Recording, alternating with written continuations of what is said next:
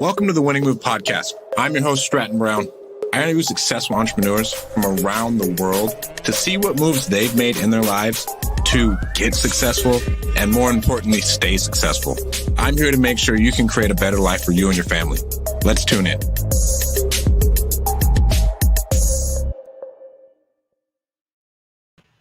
Welcome to the Winning Move podcast. I'm your host, Stratton Brown. We have a dope guest on today, my friend Michael Burns. What's going on, bro? What's going on, man? How you doing? I'm doing good, man. I'm about to go to Salt Lake, and you're about to go to Mexico. Yeah, but I'll be back, and we'll hook up. It's been mild this year, bro. No snow. No snow out there at all? None. We had a little bit a few weeks ago, but we live up on the East Bench, and I was just walking yesterday, and I was like, we have no snow. It's not good. So, so let's start off, bro. Where are you from? Nobody's gonna know except for people here in Fresno where you're from. Shit, yeah, Tehachapi, California, baby.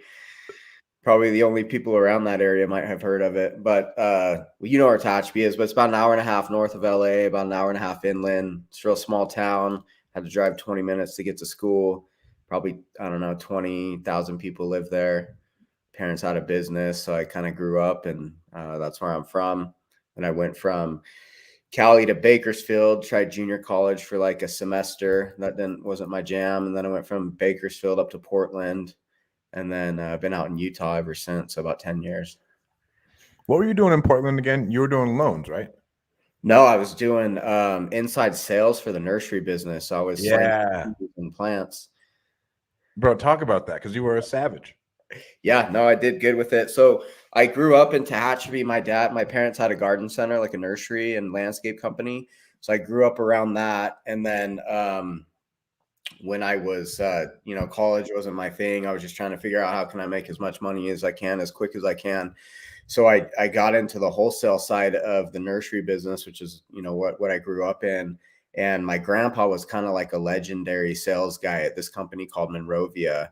And Monrovia would be like the Microsoft of the nursery world. So they actually have a huge nursery in Visalia, close to you.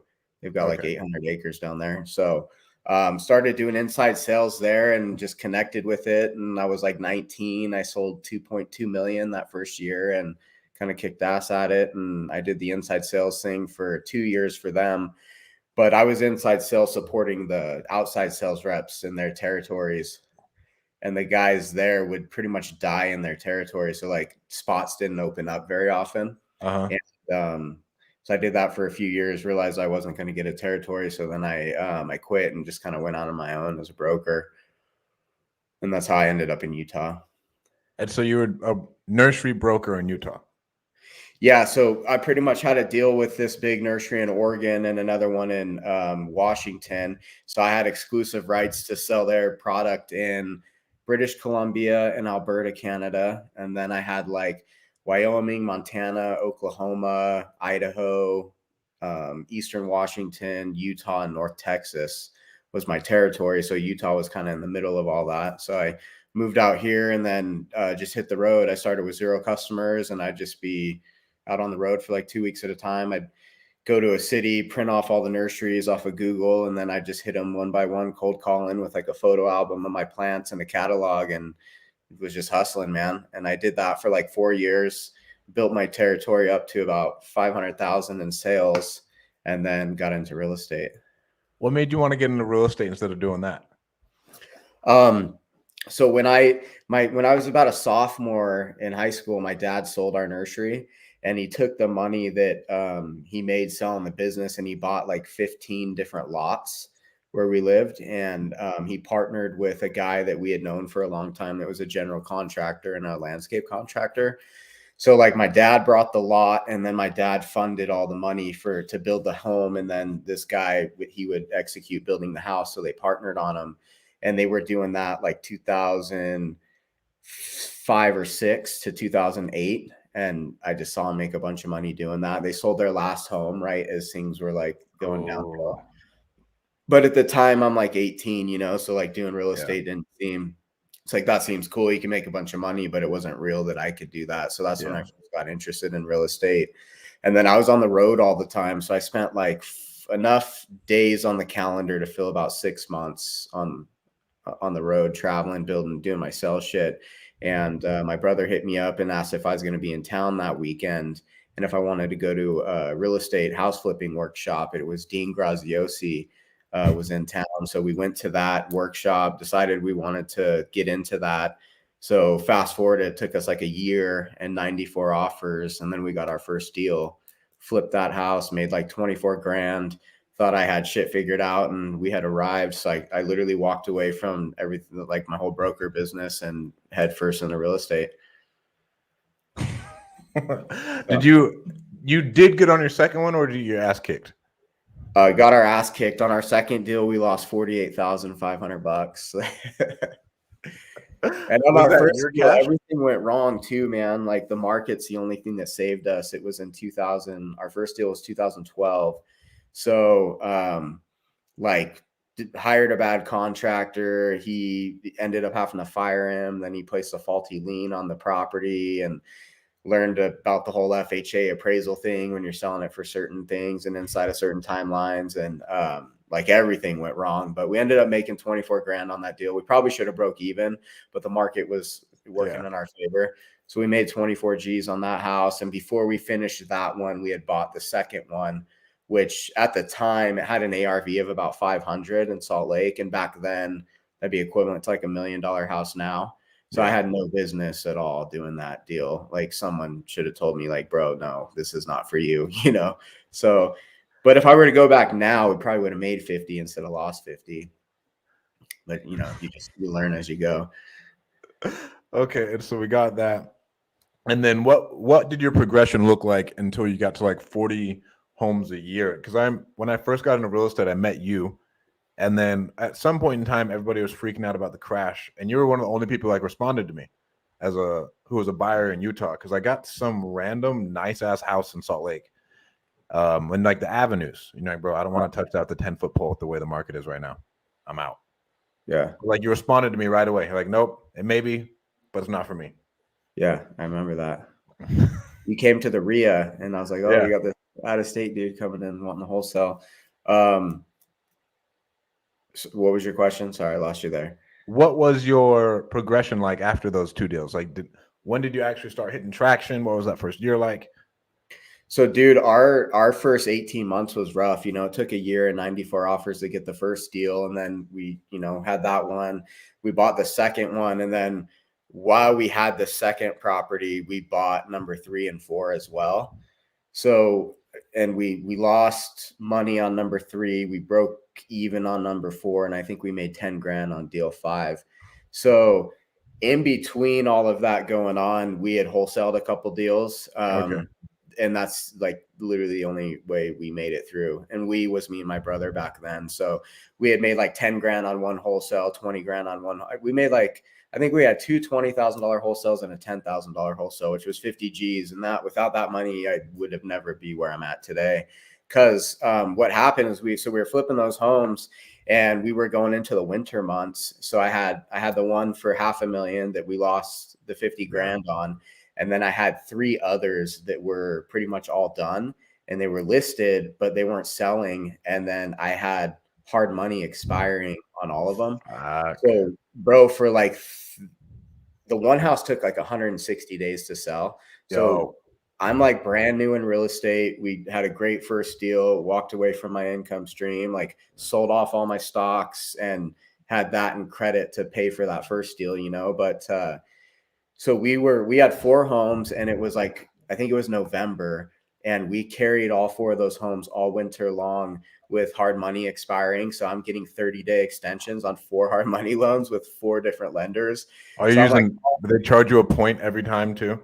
Dude, it was whatever I can negotiate, but pretty much, yeah. So I'm like having to call up and negotiate extensions. And I didn't really, you know, like I didn't know shit about anything when I started. So like I'm learning the terms and the notes like, oh, after 6 months, fuck, I got to get an extension and there's fees and there's points. And then like one guy wanted us to catch up on interest. So that was gnarly, dude. So I remember being in Maui on a family trip and I was just like, fuck my life. I don't even want to be I was in Maui having the worst time ever because, you know, just waiting for the phone to ring, please get a showing. And no joke, we we were broke, dude. So we couldn't even afford the utilities on these houses. So Salt Lake, it gets cold and it's winter time. So we would have the temperature set at like 40 just so the pipes wouldn't freeze. And I swear to you, we would get a call because it'd be like one showing a week, maybe. Back then, the market was slower.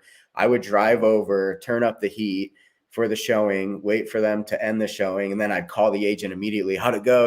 Like basically we'll do anything to get an offer and then go turn the heat back down. And I would do that every showing, negotiating hard money extensions for like 4 months. That whole winter, it sucked. But that's how we got where we are. Like when getting through that and making it out on the other side and surviving that, like my mental threshold was so much higher. So, but yeah, dude, our first 2 years in real estate was all fun. What was your biggest lesson in that? Dude, a lot of lessons in that. I think number one is, dude, my biggest lesson through that was plan B is reinforcing plan A. I think a lot of people would have quit, and it was really tempting to quit, but it was like, well, what am I going to do if I quit? I already walked away from my broker business that I spent 4 years building. Like, what else am I going to do? So really going deep and saying plan B, like that was literally my battle cry was plan B is reinforcing plan A. Like this real estate thing is what I'm doing. So I just got to fucking figure it out. So that was probably the biggest lesson through it is just not quitting, but also, I mean, how you handle and deal with contractors and really getting comfortable with confrontation and having to have hard conversations with people and firing them. When you're calling up hard money lenders and you're new in the game and you're asking for negotiating extensions every single month with 4 different lenders on 4 different deals, just that entire process, there's so many lessons within it that, put me to where I'm at today for sure. That's intense having to call 4 different lenders. Like, hey, I need another one. I need another one. I need another one. Yeah, man. And then on one of them, so the first guy that funded our first deal, the way our first deal came together was crazy. So we were a year in and 94 offers. So we met this guy at Saria named Gary. He had just sold his business and he lived in Cedar City, which is south of Salt Lake, a couple hours. So my brother and I just so happened to have a meeting with this dude set when him and his wife were going to be in town. And I got a call on a Friday night, like, hey man, are you interested in this deal? The buyer bailed. I said, cool. So I showed up on Saturday, walked the deal. And then I went to lunch with Gary and my brother after that. We had the meeting. I pitched him the deal and I was like, it's got to close Monday. He had never done a hard money loan. I had never done a flip. And him and his wife called us and they're like, we're going to take a chance on you guys and we're going to fund the deal. So he funded it Monday and that got us going into our first deal. And he was like my main lender for all of our first deals. So on the third deal that we had, I had to call this Gary guy after asking for extensions and stuff and be like, hey, Gary, here's the deal. I'm not going to be able to pay you all your interest because I literally had no money. And I'm like, we're under contract. Like the appraisal came in lower. We can sell it. And I can get you all your money back and I can get you like $8,000 in interest, but I can't, like, I'm not going to be able to make you whole on the rest of the interest that we owe you. And this dude literally said, Michael, that's a really hard phone call for you to make. And I respect the hell out of you for making the call. And that's okay. And I'm going to continue to do business with you.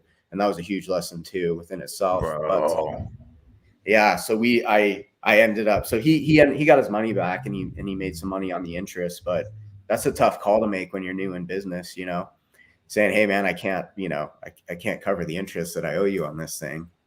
Did you just pay him back on the next deal? No, dude, he took, I think it was like $6,000 that he took short on his payoff.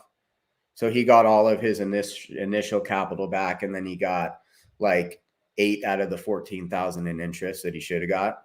And he just let it ride. And he kept funding my deals too. So the relationship piece, that was like a big thing. Was relationships are important, and having those hard conversations are really important. So how did you build? Do you build relationships with your private lenders now? Like, are you actively going out? I know at a point in time people just come to you, but after him, who else were you going to for funds and talking to and really building all those relationships? Anyone and everyone, man. I've networked a lot and spent a lot of time networking, but the private, like one of my main private money guys that I have now, we actually found on a KSL ad that we put up like, hey, have real estate investment opportunities. And this guy reached out and he did a couple small loans for us. And then fast forward now, I probably got a few $1,000,000 of his at any given time. And then the other relationships, it's like you start with the hard money, paying the points and the interest, and then get those relationships a little bit better to where they're 100% funding your purchase. And then, you start bringing on the private money guys and trying to get down to the no points and 12%, no points and 10%. So it's just been a process. But I'd say I've got like 3 main investors, and then our bankroll. And then if I have to, I'll go to like traditional hard money guys. Okay. And do you try and not use your own money at all costs? No, dude, I use a ton of my own money in our deals. Really? How come? Just because I have it, so between credit lines and cash, like so right now I've got 14 flips going. So we probably own 4 or 5 of them on our money. And then usually the way I'll structure it is my investor will pay, like he'll buy the house or he'll front me the money for the house. And then I'll rehab on my own. Okay. So that's just kind of, and with my main investors that I've had for a long time, that's just kind of how we've always done it. So they would fund, the whole deal if I needed. Done that before, but it's like I have the money in my credit lines and stuff for 5% instead of 12%. So, and I've got the cash. So that's just kind of how I've always done it. Okay. Are you using your lenders for your multifamily stuff? Are you doing value add stuff in the multifamily and you just kind of tell them, hey, here's a new opportunity? I've got a 40 unit value add that we're doing in Texas. And that's really my first like bigger deal like that. Yeah. And that's all bank financing. So we've got bank came in and they lent, I think they lent 80 or 85% of the purchase. And then they lent 80 or 85% of the rehab. And then we had to fund the gap. So I've got a partner on that. And we just brought the equity difference for the down. Oh, okay. That's dope. Yeah. Where'd you find that deal? In a mastermind group. So Tim brought his mastermind group. I was in that for a year and I met a dude there who brought the deal. And then there was another guy in our group as well who sponsored the loan and brought their banking relationship. So initially, like my buddy Brian brought the deal. I brought the majority of the money. And then our other buddy Caleb brought, he was basically the loan sponsor and had the relationship with the bank. Mm-hmm. Since then, fast forward, we closed on that December 30th. And then over the last few months, I've kind of taken over operations and I bought my one partner out. So pretty much I have 2/3 of the deal now and I'm running and operating everything. Okay. That's dope. So trying to get it through that stabilization process. How big of a learning curve has that been? Not that much of a learning, like the biggest learning curve for me, I don't partner a whole lot. So that was a little bit of a learning curve is navigating that. And then having to have the conversation of buying a partner out and me stepping in and taking over operations because things weren't going well. But other than that, I mean, it's the same thing as flipping. It's just all in one location, and then in Utah, we self-manage all of our portfolio. So dealing with a property management company and setting my expectations of how I want stuff to look and run is a little bit different than how we operate here locally, but it hasn't really been that big of a deal. It's, it's all cosmetic value add. So we're about $9,000 to $10,000 a door and we're turning all 40 of them. Oh, wow. Yeah. But managing rehab and all of that from Utah and the deals in Texas, that's a little bit different, trying to set the tone and everything, not to face, but over the phone. And not being able to go, site check and stuff. And what's your upside on that? So what is that? I mean, that's yeah, we'll see what rates can look like when we refi, but there's probably about $1 million to $1.2 million in equity upside on it. And then we'll probably stabilize out at around a 10 cap. So it's a good deal. Yeah, it's a good deal. We've probably burned off about $150,000 though during the initial phase of how things went and having to turn things around. So, but it's still a strong deal. It's like in Utah, you would never see a deal like that. No, dude. I thought I wanted to invest in Utah and you can't do anything, dude. No. How'd you even buy your rentals? Did you buy them way back when? Yeah, I haven't bought a rental in Utah for like 2 years. because the numbers just don't work, and we have so much out of state money coming in. And on the mortgage side, we do a lot of loans for people. So like we had a kid come in from California. This was a few months ago. He bought a duplex close to downtown for like, I think he bought it for 620 grand for a duplex downtown, and he was going to live in one side. But even when you run the numbers, like renting them both out, it would cash flow like $50 a month. And he's putting 20% into it. Like, makes no sense at all. So he's losing money every month. Yeah.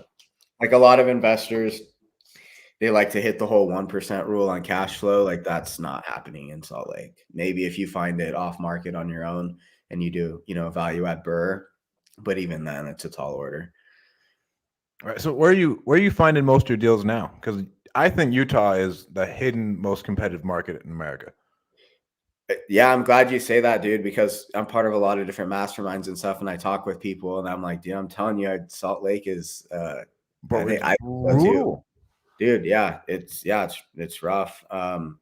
So I used to buy a lot from wholesalers, and then the more that our market's gone up, the way that it has, those relationships that I've had have kind of, not, these guys blast it out to an email list instead of, calling me first like it used to be. Mm-hmm. I buy deals from wholesalers. A lot of our deals come from agents that bring us stuff. We'll pick shit off the MLS. Referrals, just people who know what we're doing. I've never been a good marketer. I've tried to go down that route like 3 times. I'm in the process of attempt number 4 right now to start our own marketing and be sufficient with finding our own deal flow. So hopefully I can figure it out this go around and be a little more committed to actually making sure it's successful. But we don't source a whole lot of our own stuff. But I mean, for me, it's nice because sourcing your own stuff is a completely different business. Like you have that business, and then that leads into the flipping business. Yeah, 100%. And I'm really good at flipping, but I've just never been good at the marketing piece and just all the shit that you got to have to be successful with it. And you can waste a lot of money really quickly, if you're not. But it's crazy, dude. Like, I see all these I don't even look at the wholesale emails anymore, but it's like these guys out in Utah, the wholesaler makes 30, 40, 50 G's, and someone will flip the house to make 5 grand, 6 grand. It's nuts. It's wild, bro. The numbers people send it out at in Salt Lake, because like we were in there trying to lock stuff up, and this is when we're in Fresno, and we were like, no, like they need to make 15% at least. And we were getting outbid by 20, 30, 40 grand. Yeah, no. So a guy out here, Jason Lewis, he's probably one of the larger wholesalers in Utah. I was talking to him a few months ago, and he said it's probably more than a few months ago, because he was saying over the last 12 months they had done, I'm just going to call it 150 deals, right? And he was like, of those deals, we had 120 buyers. So it's like, he's like, it's not guys like you who are buying these deals. It's just one off. It's a different buyer for every deal. And I'm just not sure how sustainable that is. But I think it's just, you got a list of 5,000 people and you blast these deals out and somehow people are taking them down. But unless you got your own money and you're swinging hammer yourself, they just don't, they don't pencil. Oh, bro. I mean, my cousin does that. Like he swings the hammer himself. And I'm like, bro, it's not scalable. I'm like, you do it. And like, yeah, you made 10 grand, but like, okay, big whoop. Yeah. And it took you 3 months or 4 months. So really you're making $2,500 a month, 3 grand a month. Like, right. It's nonsense. But I personally think Utah's market is isolated because it won't have the volatility of the coast, and it still has a massive influx from everywhere else. So I don't even, if everything hits the fan, it'll drop like 5%, is my personal opinion. No, I agree. And if you look at 2008, Utah fared a lot better than most everywhere else as well, in terms of like how much the prices dropped. Yeah. But we're so diverse. Like there's so many different businesses here. We're heavy in banking. We've got tons of call centers. Every major financial institution has an office here. All the credit cards have offices here. You got MLM here. We got all the tech shit going on in Silicon Slopes. We've got the inland port coming. So I agree with you. I don't think it's slowing down. And if California keeps doing what they're doing, people are going to keep coming.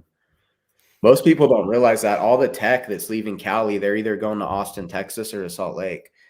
So we're picking up, not only are we picking up people coming here, but we're picking up people that are bringing that California salary of 120 to 180 grand a year. And in Utah, that's a way different type of living and lifestyle than it is in California. Your money goes farther. For now, bro. I mean, Utah's Yeah. gotten expensive as hell, dude. Like Yeah. expensive. Well, dude, like 4 years ago, the median price in Salt Lake County was like 285. And I just saw the stats came out from the board of realtors the other day. It's like 510 right now is the median price in Salt Lake County. It's almost doubled in 4 years, 4.5 years.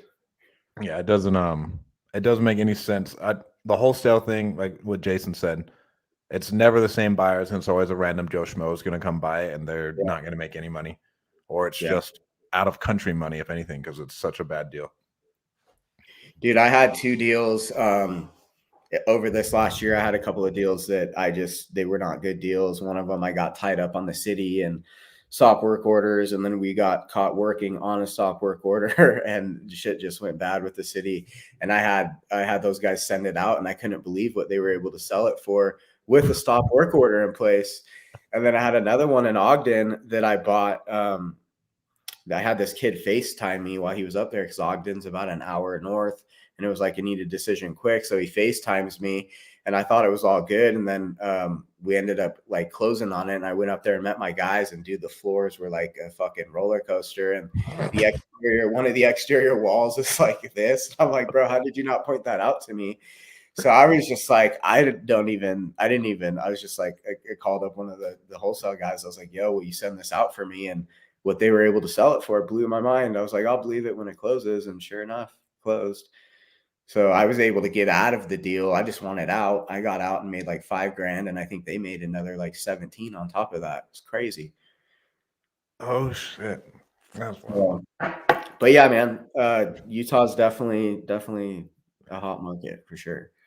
All right, let's talk about your mortgage business. How long have you been doing that? So I've been doing loans since 2015. So I started kind of in a call center setup. So I got licensed in 40 states at one point. We were doing VA streamline refinances. So the owner of the company, he was spending like $500,000 a month in marketing. So he'd send out these deceptive mailers saying, is your rate over 1.75%? And then the phone would just ring. So, we'd be on the guys answering the phone, and then knew just a little about mortgages, but really good at sales. And so I started doing that, and we'd be closing 20, 25 loans a month, doing really well with that. And then as rates started to go back up and the refi model went away, I left there and went to a different mortgage company, working their portfolio. So doing some self-generated business, but still kind of working inside sales type shit. And then transitioned over to doing purchase loans and generating, self-gen, our own business. And then me and my brother opened our mortgage company at the beginning of this year, late last year. So we've had our company for about a year now. What's the biggest difference between that and the flipping company? It's entirely different, man. So on the mortgage company, it's me and my brother are partners. I kind of bring the business in, and I'm trying to get, agents sending us their business. And now that we've got our shit together, we're starting to go into recruiting mode. Mm-hmm. So I do all the front end, and then I'm pretty hands off after that. My brother and our processor and loan officer assistant close the business. The flipping business is all me. I do everything there. I don't have partners on it. I've got an assistant and a project manager, and that's pretty much it. So I probably spend 70% of my time in the investing, finding the deals, dealing with the money, dealing with the just all of it, start to finish. But the mortgage business, we're really serious about scaling that because one, it's really profitable, but secondly, like you can sell that, like I can have a business that I can actually sell versus a flipping business. It's just always the next deal, and I can't really sell. Like, hey. Oh, did I lose you, bro? They are. No, I'm here. Yeah. So with that mortgage business, so when did you start thinking of like, all right, I need to build a company that I can actually sell instead of just going to the next deal, the next deal, the next deal?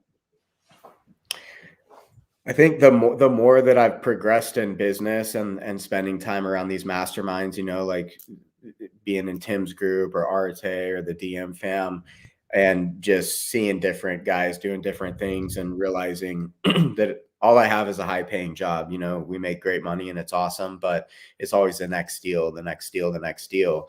And I'm to a point now to where I like to travel, and I can go out of town for a week or 2 weeks and not really skip a beat.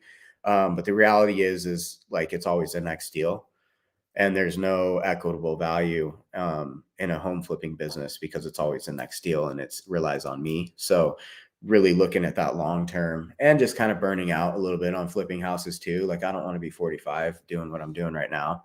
So over the last few years, it's been that realization, you know, and wanting to focus a little bit more on the cash flow.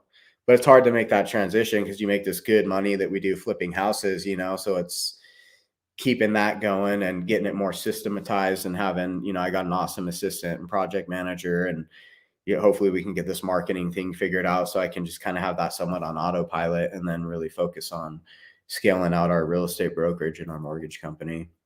And then I'm taking the money that we're making in the flips and I'm buying cash flowing assets. We just purchased 20% ownership in like a medical spa that does all the fit Botox and all that different shit here in Salt Lake. Ooh.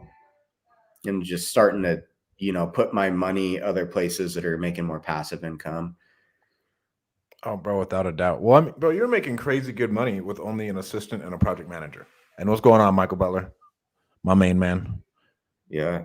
I run it lean, bro. I think because it was such a hard go, and then just growing up in the family owned atmosphere that I did, I just, you know, like I value a dollar pretty tight, and I've been a control freak, you know, getting here too. So it's been hard for me to get into a position where I have people around me that I trust, that I can kind of let things go, you know, because I used to rather work 18, 20 hours a day than hire someone and train them and trust them and honestly just let go, you know, and not be as addicted to the chaos that I used to be. So the more that I've kind of been doing a lot of self-work, spiritual stuff the last couple of years, and kind of seeing my faults and that I could operate so much more efficiently and more in a calm environment and space, that's helped me grow a ton too. Oh, bro, without a doubt. And you're really only one step away from having that flipping business on autopilot. Yeah, dude, it's getting close. I think the biggest challenge with that business is always the contractors is the biggest moving piece. Yeah. But once we get the marketing figured out, like we're usually doing 12 to 15 deals at a time all the time. I think right now I have 14, but I think I could get it up to 20 pretty easily and handle that volume plus cherry pick deals a little better, you know, not be doing deals there's deals that we do now that are, you know, they're on the fence. Like I could do them or not do them, you know, but I do them just because why not? So where are you finding your contractors? A lot of my guys have worked with me for a while. You know, I'm really heavy on investing in the relationships and just taking care of my guys. So when I get good guys and it works, I always make sure they have work and they always have money when they need it. And I just take care of them. But for finding new contractors, I'm just all over. I start with asking referrals in the network, but you know, very few people like to give their guys away, right? Like when people call me for contacts, I'm like, my crews do that, you know, and no, you can't use them.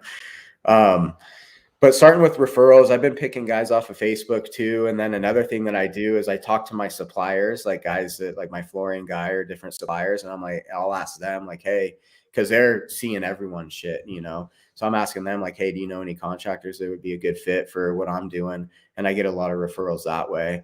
Plus it's nice too, because if I've got my window guy or my flooring guy or whoever that I like and I trust and I've worked with for a long time, you know, it's just, it's a more valid resource or a referral when they're telling me, you know, different people I could reach out to, or they'll make connections for me. Like, hey, you know, Mike, meet Jose, and he'll kind of like be a mutual vouching for both of us. And that really helps as well on the other end, because it's, you know, they don't know who I am, or so when you can kind of have that mutual introduction, it helps.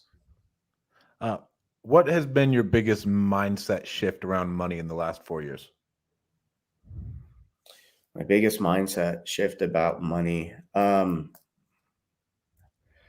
I think when you're setting a goal for money, like I think the first goal everyone sets is 100 grand. I want to make 100 grand. And when you haven't made 100 grand, it's such a big number and it doesn't seem possible. You're like, how the fuck am I going to do that? And then you do it. And then it's like, I do in a month now what I used to want to do in a whole year. And so as I've continued to progress, what I've realized with money is, one, I can flow it to me if like a lot of it is a thinking it's possible, but also setting a new standard is just like, hey, this is what we generate per month. Like this is our new standard. And then, you might not hit it for a little while, but then you hit it once and it's like, okay, this is real. And then you hit it again and again. And I think for me, I think we get in our own way with doubting that it could be real with being able to make the next level of money. You have to be doing the work and finding the deals and doing all that shit too. But I really think we get in our own way of thinking what's possible more than actually making the money is hard. Does that make sense? Oh yeah. I mean, I was talking the other day, same thing. I was like, I remember struggling to even eat and get money for food, to where now Yeah. it's just like I think a little bit harder and more money comes. Yeah. Right. Or like it's just a different, I know no matter what, I'll never be broke again. It's two completely different mindsets, to where like I can go create something or go think of something and I make money. As to where beforehand, bro, like $100,000 a year, I thought I was gonna be filthy rich, and that was a push. Then you make it and you realize it ain't shit. It ain't shit. It The ain't shit. more I make, the more I realize how small it is. Another thing too, though, when it comes to, there's a mindset of money, but I think it's really important to put yourself around where money is happening.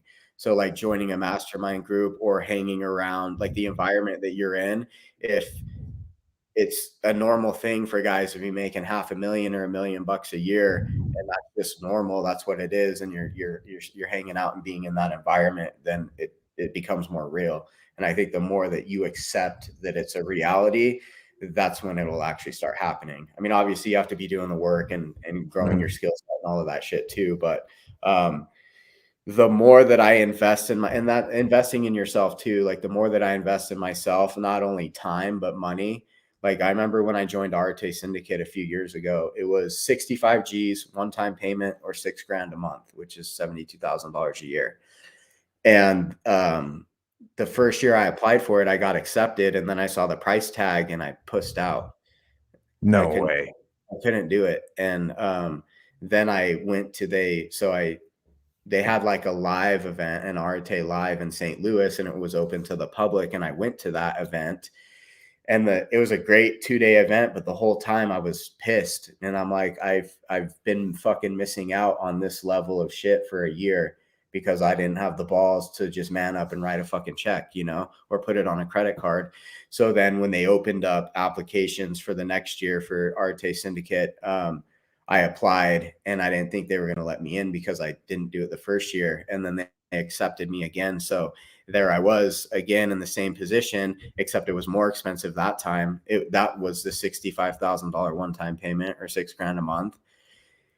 And I sat there, dude, for probably 20 minutes, and I had to grab my fucking balls and swipe the card, dude, and did it. So I went the $6,000 a month route, and that was in 2000. That would have been 2018, I think. 2018. And that was a huge, huge, huge stretch for me at the time. And it's the best investment I've ever made because it put me, like when I did that, like, I mean, it wasn't immediately, but being willing to put down that kind of money and invest in myself, it's like a law of energy, man, and attraction. Like it was like, okay. It was like giving myself permission in its own way, but doing that and then joining other masterminds and being in environments around high caliber people. If you're hanging around people and you're meeting quarterly or whatever it is, and you don't want to feel like a little bitch in the room, you know what I mean? Like, so I was trying to be like the little guy in the room. So I'm constantly leveling up, but also when you're in these mastermind groups, if everyone's talking about their stuff, you're going over your game plan or you're talking about your challenges, and then you come up with a game plan or whatever, and then you come to the next meeting and you're talking about your same bullshit because you didn't take action or do anything, and everyone else like did. you feel like a little bitch, right? And I'm eat you not. alive too. If it's a good mastermind, they'll call you out. Yeah, exactly. And I'm not going to be a little bitch, dude. I'm just not going to allow myself to be seen that way. So that pulls you up, whether you want to or not. So that's helped me a ton in the whole money thing, because when you're around it, it becomes more real. So like for me, it's like you have your goals that seem like they're so far out here, but then when you get around people that are at that level and higher, it brings them closer because you're seeing other people do it. And then you're realizing he's just a normal fucking dude. This guy's not smarter than me. He's a goofy motherfucker right here is making $2.5 million a year. I can definitely do it. And that's how I've gotten to where I'm continuing to get and go. Dean Rogers says fire. And Gerald says the Lou out in Missouri. Yeah. For me, I think it's proximity, number one, of like actually seeing someone like you said, and like, oh, what? This dude makes this much money? He's a fucking goob. Like he's just some goober and he's killing it. He's not smarter than you. And it's no offense to him, but like he's a regular guy who's just paid. For me personally, he believed in himself more, invested in himself earlier, then he got somewhere to stretch him more. A dude invested in himself earlier and believed in himself more. That's like everybody should write that down. 100%. It is wild. And so after that, when did you like actively start investing as much as possible in yourself? In myself? Yeah, dude. I mean, so when I was doing that inside sales job selling plants, there was this guy there named Ken, and he was kind of like my mentor when I started there with just showing me the ropes and stuff. And then this dude, I don't know what he saw in me because I didn't see it in me, but this guy just poured into me. And he got me, I think it was Success Through a Positive Mental Attitude. He bought me that book. Okay. And I remember one day I rolled into the office and I had like a cubicle. And on the outside of my cubicle, he had printed 2 million, like the number 2 million, and put it on there. And I was all, what's this? And he's like, you're going to sell $2 million this year. And like my quota was like 1.2, and like, it seemed like this huge ass number. I'm like, dude, I have to sell like 400,000 a month or 300,000 a month, whatever it was to hit that number. So that's really when kind of law of attraction and like self-development really set in for me. I read that book and then just, and also the power of writing something down and seeing it every day, because I was seeing that $2 million every single day. And then I sold like 2.1 or 2.2 that year. And I was like 20 years old. No one had done that before. So that really kind of like opened my eyes to the self-development thing. So I was always reading books and doing shit like that. And then when I started doing the real estate stuff, I would go to Slaria here, like the Salt Lake Real Estate Investor Association. Yeah. And I was learning stuff there. And I'd spend like $100 to go to a seminar or whatever. But I think the first like big conference I went to where I spent like $1,000 on a ticket was a 10X conference. The first one that Grant Cardone did. And that was like in 2017, I think. 16 or 17 in Miami. And I think I spent like $2,000 on a ticket to go to that. And then from there forward, I just kind of got addicted to that whole, almost a little too much, like just wanting to go to all the conferences and different things. And then I started Arate was the first like mastermind that I paid money to. And then since then I've done Tim's group and I'm in Mark's group right now, which is like $35,000 a year. So yeah, man. So the last 4 years, I've really started spending serious money on myself. Oh, I mean, over this last year, I've been following you, bro. You travel a lot to go to these different events. Like you were just at one like a couple weeks ago out in LA. Yeah. Albert Preciado's driven event. And I paid Albert to coach me one-on-one. He's so if you guys don't know Albert, he owns the mortgage guys in Cali and then Ambiance Realty. But that guy's blowing up. When I met him for the first time at that first 10X conference, and he was just a loan officer at the time. And then since then, it's crazy what those guys are doing out there. So I paid him for one-on-one coaching because he's got a similar business with the real estate and the mortgage company. And then him and his wife run that. My wife's involved with my business. So that's helped me out quite a bit. But just being around people who are doing what you want to do is, I think, the quickest way to get where you want to go.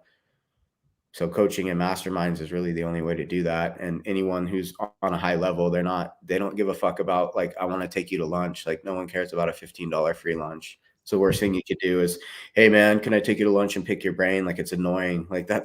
So don't approach people with that. Would be some advice. I always tell people, like, you got to bring them like a deal or bring them value. Cause like you buying me lunch, I'm getting better at it just to give back more. And this will be my way of giving back, just taking out people to lunch or whatever and talking to them. But when you are approaching someone like that, remember, if they're like, you're probably costing them $1,000 just by going to lunch with them and you buying their lunch. Yeah. Like legitimately, like for these higher level achievers. So I got a story for that. So in Arte, they kind of had two levels to it. The syndicate, which is what I was in, it's 120 of us, large price ticket. But then they had the Arte Accelerator, which was like, basically you just got 3 calls a month with Andy or Ed on Zoom, but they didn't they weren't in like going to the exclusive summits and stuff. But there was this dude that lives in Ogden, and I had met him at one of the live events, and he followed me online or whatever. I'm not sure how he got in touch with me, but he had been following me for like several months, and I get a call out of nowhere one day, and it's like, hey man, you don't really know me, but my name is John. I'm in Arte. I follow you. He's like, dude, I've been wanting to reach out to you, but I didn't want to reach out to you till I had like something of value for you. He's like, so I think I have a deal for you. So I wanted to call you. And I was like, dude, awesome, bro. And this fucking guy lined me up with a deal that I bought it and was going to flip it. And then I ended up wholesaling it. And I think we made like 15 grand on it. And that's how he approached me, was literally with a deal. And now I go out of my way with this guy. We've built a relationship, but if I'm driving up to Ogden, I'll hit him up. Hey dude, I'm going to be in town. If you want to come check out my houses, and if he wants to come to, like, basically he's got an open door to me anytime for anything. And we've built an awesome relationship. And it started with him coming from that perspective. And because he did that, and people don't do that, it catches your attention, So it's like, you want to help them. Oh yeah. And I mean, and it just shows that the person's taking action and like they're bought in. Cause I think the worst part is so many people want so much of your time, but then you're going to give them your time. They won't do anything with it. Yeah. I would give my time to everybody if everybody did something with my time. Yeah. Yeah. That's the hardest part. So we got your portfolio, the mortgage company. I'm trying to think if I'm missing anything, bro. We got the real estate brokerage too. And the brokerage.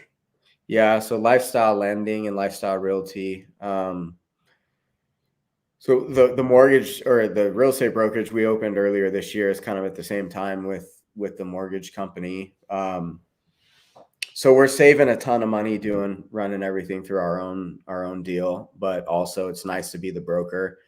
So with the volume we're doing, because we have our retail business too, plus our flips. So just when you're doing that many transactions, you start to have problems with other agents and shit just happens. And then, you got to get your broker involved or someone's calling your broker. So I was just done doing that bullshit. I wanted to be able to call up as the guy, So I got that primarily for us, but it's like I'm building this lifestyle brand and doing what we're doing. So now we're recruiting agents, and we got agents coming over. So it's cool. But it's the flipping and the mortgage is definitely like what I'm focused on. We do probably, I don't know, a few retail transactions a month just with our clients, and then we've got a few agents who have come over. Is your brokerage with EXP or Real, or is it something else? No, it's mine, Lifestyle Realty. Okay, man. That's all I got for you, bro. Thank you so much for coming on, dude. What would you leave everybody with that'd be parting words that's going to help them out? You can build a lifestyle or you can live a bullshit life, but you can't do both. Okay, that's fire. It all starts with personal accountability, though. Like you can do and be anything you want to be, but like writing it down and taking the action is the difference. And starting at the beginning of the conversation, like plan B is reinforcing plan A. That's what I live by. Like, this is what I'm doing, and whatever it takes is what I'm going to do. Thank you, Mr. Tehachapi. Where can people find out more about you? I'm pretty active on social media. On Instagram, I'm at michael.burns. I think it's on my handle there. Facebook, I'm Mr. Michael Burns. And then I've got my podcast dropping. They're mixing the first 4 episodes right now, so it should be coming out in a couple of weeks. but that's going to be the freedom lifestyle experience. And I'm going to What's it going to be centered around? Huh? What's it going to be centered around? Real estate, business? Around lifestyle, man. So really, you know, we'll talk about real estate and finance and money and stuff too, but like, I'm really passionate about this lifestyle message and this taking personal accountability for your life and, you know, not being a victim. Like, I think today's world and our system, it's not set up it's just not set up to encourage you to go do and be whatever you want to do. You know, it's very much set up to like, you go to school, you get a job, you fit into the corporate wheel, and you just fit into this little box that society sets up. And I'm saying, fuck that. You don't have to do that. Like, go build a lifestyle, whatever that looks like for you. It's different for everybody. But until you're willing to take personal accountability for your own shit, like, you're not going to be able to do that. Bro, I love it. And Matty G says, let's go. What's going on, Matt? What's up, Garabedian? Well, thank you so much. He's Mr. NFT crypto expert. Bro, he's the crypto man. I send him texts without bringing him value, asking him questions about my crypto buys. Well, thank you so much for coming on, bro. Thank you guys so much for tuning in. If you guys want to reach out to him again, his Instagram handle is michael.burns. Thank you guys so much. Cool, bro. Appreciate you.